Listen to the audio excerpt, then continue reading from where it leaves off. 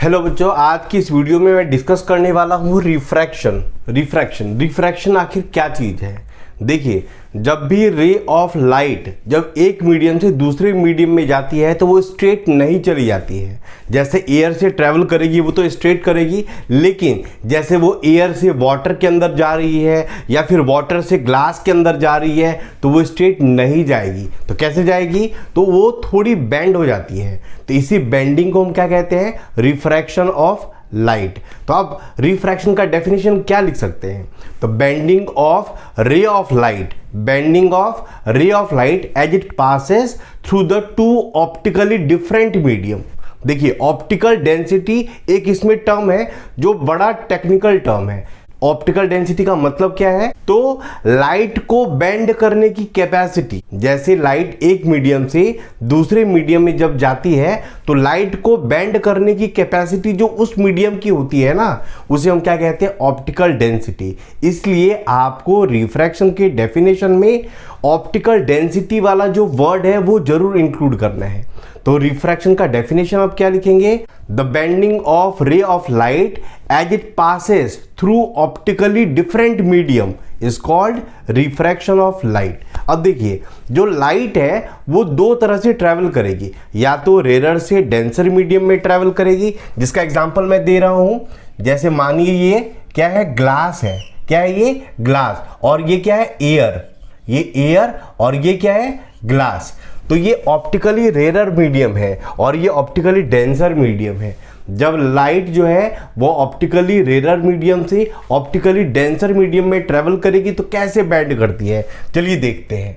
जैसे ये लाइट रे आ रही है यहाँ से, तो लाइट को सीधी जानी चाहिए। अगर ये सेम मीडियम होता तो लाइट सीधी नहीं जाएगी। मैंने अभी आपको बताया था, जब लाइट एक मीडियम से दूसरे मीडियम में ट्रैवल करती है तो लाइट स्ट्रेट नहीं जाती है, वो बेंड करती है। तो देखिए, जब भी लाइट जो है वो रेयर मीडियम से डेंसर मीडियम में ट्रैवल करेगी तो वो टुवर्ड्स द नॉर्मल बेंड करती है। जैसे ये सीधी आनी चाहिए तो ये सीधी नहीं आएगी।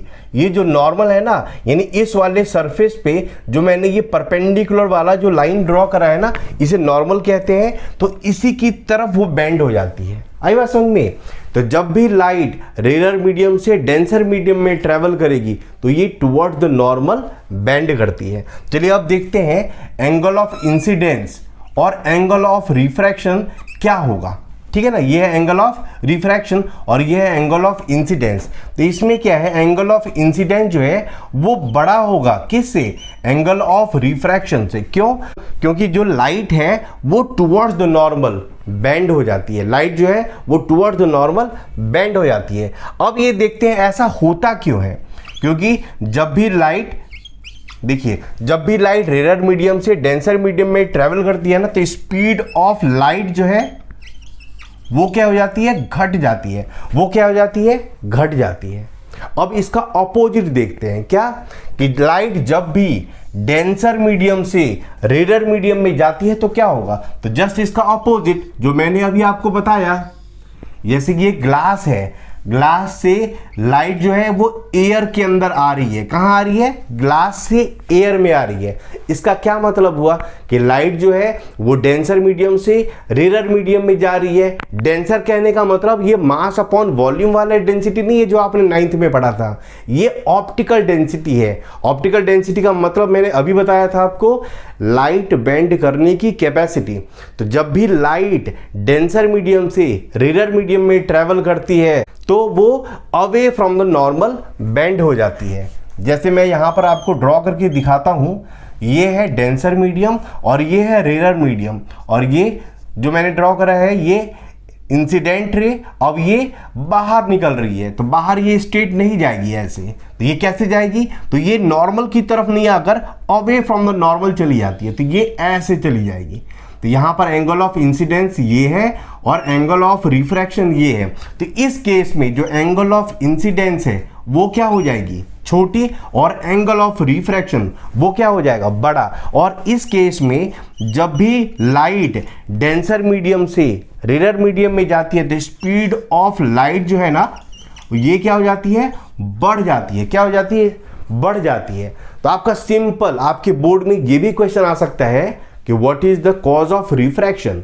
आखिर लाइट के बेंड करने का रीजन क्या है, तो आप क्या लिखेंगे, the change in the speed of light when it travels from one medium to another is the cause of refraction. क्योंकि जैसे ही लाइट एक मीडियम से दूसरे मीडियम में जाती है तो उसका जो स्पीड है वो चेंज हो जाता है, और यही जो चेंज इन स्पीड है ना, यही इसके बेंडिंग का रीजन है। बहुत छोटी सी वीडियो, उम्मीद है आपको बहुत अच्छी लगी होगी। आने वाले टाइम में काफ़ी वैल्यूएबल वीडियो मैं आपके लिए लेकर आने वाला हूं, तो अगर आप न्यू व्यूअर हैं जरूर मेरे चैनल को सब्सक्राइब करें।